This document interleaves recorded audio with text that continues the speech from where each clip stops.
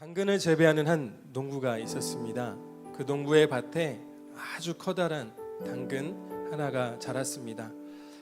이 농부는 아주 커다란 이 당근을 왕에게 선물하고자 하여 왕을 찾아갑니다. 왕이시여, 제가 재배한 당근 중에 최고의 당근입니다. 앞으로도 최고의 당근일 것입니다. 왕에 대한 저의 사랑과 존경의 표시로 이 당근을 왕에게 드리겠습니다 라고 하며 왕에게 이 당근을 전달했습니다. 농부의 진심에 감동한 왕은 되려 이 농부에게 땅을 선물로 주게 됩니다. 왕궁에 사는 귀족 한 사람이 이 소문을 듣습니다. 그리고 당근 하나로 땅을 얻었다면 더 좋은 것을 들으면 내가 무엇을 얻을 수 있을까? 왕에게 더 좋은 것을 드려야겠다라고 마음을 먹게 됩니다.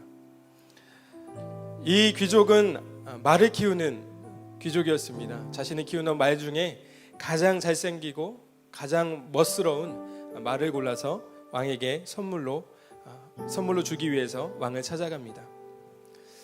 제가 본 말 중에 가장 멋있고 가장 귀한 말입니다. 이후로도 없을 말입니다. 왕에 대한 사랑과 존경의 표시로 제가 왕에게 이 말을 드리겠습니다 라고 말하며 왕에게 선물로 이 말을 줍니다. 왕이 한 행동은 이 귀족에게 고맙다라는 말이 전부였습니다. 그리고 곧 당황하고 있는 이 귀족에게 왕은 이렇게 말합니다. 농부는 나에게 당근을 주었지만 당신은 당신 자신에게 말을 주었소 라고 말입니다. 우리가 이 이야기에서 얻을 수 있는 교훈은 무엇일까요? 왕의 판단의 기준과 인간의 판단의 기준이 다르다라는 것입니다.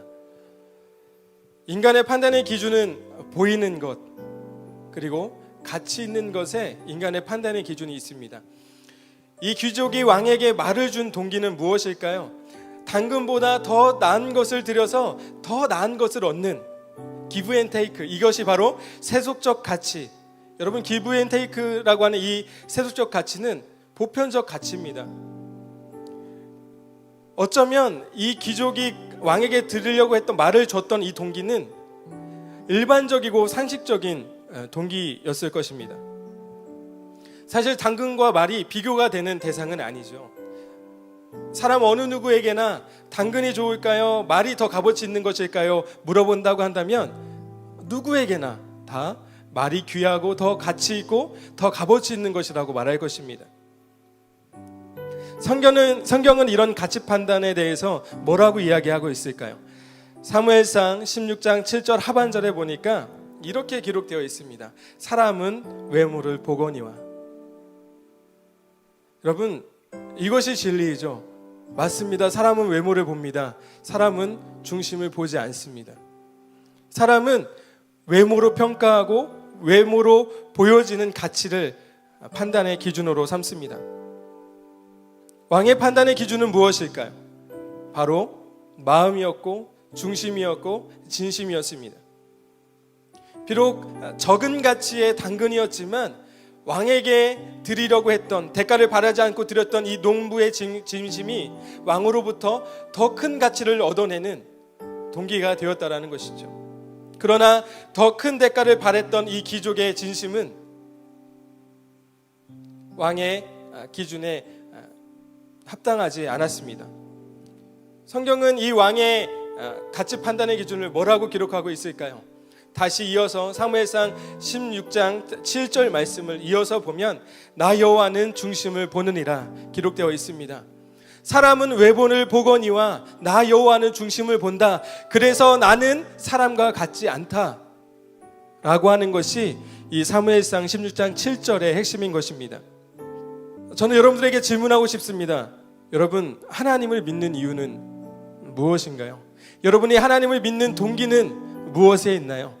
만약 여러분이 하나님으로부터 무언가를 얻기 위한 동기로 귀족과 같이 내가 더 큰 것을 드리면 하나님께서 나에게 더 큰 것을 주겠지라고 하는 동기로 하나님을 믿는다고 말하며 하나님께 무언가를 하고 있다고, 하나님, 제가 시간을 드리고 있습니다. 제가 노력을 드리고 있습니다. 주님, 제가 물질을 드리고 있습니다. 주님, 제가 봉사하고 있습니다 라고 이야기한다면 여러분, 그것은 하나님을 위한 것이 아니라 그저 여러분의 자신을 위한 행동일 뿐임을 여러분이 기억하셔야 합니다. 그것은 하나님을 믿는 것이 아닙니다. 우리가 기독교 신앙을 유지하는 이유는 우리가 하나님으로부터 받을 축복 때문입니다. 내가 축복을 받아야 하는데 내가 아무것도 하지 않고 있다면 두렵죠. 아무것도 하고 있지 않다면 불안한 겁니다. 우리가 정해진 시간에 예배하고 또 헌금 생활을 하고 말씀을 읽고 기도하는 것, 우리가 경건하는 이 경건의 생활 그리고 신앙의 행위들을 하는 것으로 위안 삼고, 그래 난 잘하고 있어, 나는 축복받을 권리가 있어. 그럴 때 우리에게 어려움이 닥칩니다. 그러면 우리는 이것으로 축복받을 권리를 주장하게 됩니다. 하나님, 내가 얼마나 예배 생활을 철저하게 했는데요, 하나님, 내가 얼마나 헌금 생활을 열심히 했는데, 얼마나 많은 시간 봉사하고 얼마나 많은 시간 말씀과 기도로 하나님 앞에 나아갔는데 나에게 어려움을 주십니까? 하나님, 저는 축복받을 권리가 있습니다. 여러분, 단언코 저는 우리의 삶이 종교적 삶의 방식으로 살아가는 종교인에 불과하다고 생각합니다. 저는 우리가 기독교 신앙을 갖는 것이 우리의 구원의 기쁨과 감사에 기초하고 있지 않고, 다만 하나님이 주실 축복, 기족이 하나님께 왕에게 말을 주려고 했던 그 동기, 더 많은 것을 드려 더 많은 것을 얻으려고 했던 그런 삶에 지나지 않다 생각합니다. 그러나 복음적 삶의 방식을 취했던 사람들, 복음적 신앙을 가진 사람들은요, 축복받기 위해 신앙생활을 하지 않습니다. 축복을 받기 위해서 예배와 기도생활, 봉사, 헌금, 전도하지 않습니다. 그들이 이렇게 신앙의 행위, 경건의 생활을 하는 것은 구원받은 기쁨과 감사에 기초하고 있다는 사실을 우리는 잊어서는 안 됩니다. 그 사람들이 말씀을 보고 예배하고 찬양하고 전도하는 그런 모든 일련의 이 경건의 생활과 신앙생활은 하나님을 더욱 깊이 알아가고 그리고 하나님을 닮아가기 위한 것임을 우리는 기억합니다. 또한 그들이 어려움을 당했을 때에 그들의 행동은, 그들의 반응은 어떤 것인 줄 아십니까? 축복받을 권리를 주장하지 않습니다. 하나님의 뜻을 구합니다. 어려움 가운데 하나님이 나에게 무엇을 원하는지, 하나님이 어떻게 살아가기를 원하시는지 하나님의 뜻을 구합니다. 그리고 하나님의 은혜를 기대합니다. 그리고 하나님의 은혜를 소망합니다. 여러분은 어떤 삶의 방식으로 살아가고 계십니까? 예수님은 두 명의 사람을 소개합니다. 첫 번째는 바리새인이죠. 종교 지도자입니다. 부와 명예를 다 가진 사람들이었습니다. 이들의 신앙생활이 사람들로 하여금 존경받을 만한 신앙생활의 모습을 가지고 있었습니다. 이 사람은 당대 유대사회의 주류의 인생에 속하는 사람들이었습니다. 이들의 신앙생활을 12절에서 이렇게 기록하죠. 일회에 2번씩 금식하였다. 일주일에 2번씩 금식하는 신앙생활을 하고 있었습니다. 소득의 11조를 하나님 앞에 철저하게 드리는 신앙생활을 하고 있었습니다. 종교인으로서 마땅히 사람들에게 인정받을 만한 신앙생활, 경건의 모습을 갖추고 있었습니다. 두 번째, 예수님이 소개하는 인물은 어떤 인물입니까? 세리입니다. 로마의 공무원이죠. 세금을 걷어들이는. 그러나 동포에게 많은 세금을 걷어서 자신의 부를 축적하는 데 사용했던 사람들, 창녀와 강도와 병자와 같이 죄인의 그룹 안에 들어갔던 사람이 바로 세리입니다. 사람들로부터 멸시와 조롱받았던 사람, 비주류의 인생이었습니다. 이 사람의 신앙생활은 성경에 기록되지도 않았습니다. 그러나 오늘 13절에 이 세리의 신앙생활이 드러납니다. 감히 눈을 들어 하늘을 쳐다보지도 못하고, 하나님이 계신 이 하늘, 하나님이 계신 거처를 상징하는 하늘을 바라보지도 못했습니다. 가슴을 치며, 가슴은 죄의 근원을 상징합니다. 가슴을 치는 행동은 자신의 애통함, 자신이 죄인이라는 이 사실에 대한 애통함과 뉘우침을 상징적으로 보여주고 있는 것입니다. 그리고 세리는요, 자신의 죄를 뉘우치며 하나님의 은혜와 긍휼을 구하는, 이것이 세리의 신앙생활이었습니다.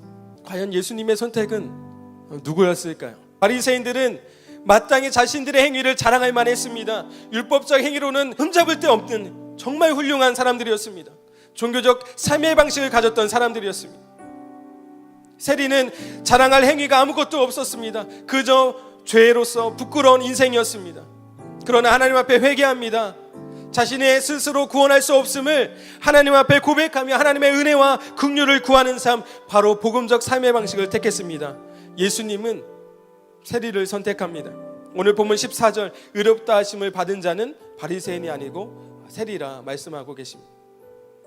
하나님께서 우리에게 요구하시는 것은 행동이 아니라 마음인 것입니다. 호세아 6장 6절의 말씀에 보니까 나는 이레를 원하고 제사를 원하지 아니한다 말씀하십니다. 내가 너에게 원하는 것은 제사가 아니다. 내가 너에게 원하는 것은 번제가 아니다. 내가 너에게 원하는 것은 나를 향한 변하지 않는 사랑이다 말씀하고 계십니다. 거룩한 삶이 필요 없다라는 말을 하고 있는 것이 아닙니다. 거룩한 행동을 하고자 했던 동기가 무엇이냐, 그것이 중요한 것입니다. 죄 가운데 허우적대고 있는 세리와 같은 모습으로 살아갈지도 모르겠습니다. 그러나 진정한 회개와 긍휼을 구하는 자에게 은혜와 긍휼 그리고 사랑과 회복을 주시기 위해서 여전히 기다리고 계십니다. 그 방법이 바로 예수 그리스도입니다. 우리의 행위가 아니라 예수 그리스도, 그분을 믿는, 그분이 우리를 위해서 행하신 그 모든 일들을 믿는 것, 로마서 10장 10절을 통해서 사람이 마음으로 믿어 의에 이른다고 말씀하신 것처럼 나의 행위를 정당화하고 위안으로 삼지 않는 저와 여러분 되시기를 주님의 이름으로 축복합니다. 연약과 부족함을 인정하는 진정한 회개를 통해서 은혜를 경험하여 우리가 종교적 삶의 방식에서 복음적 삶의 방식으로 변화되어지는 그런 저와 여러분들이 되시기를 주님의 이름으로 축복합니다. 여러분, 우리 괜찮습니다. 세리의 삶도 괜찮습니다. 둘째 아들의 삶도 괜찮습니다.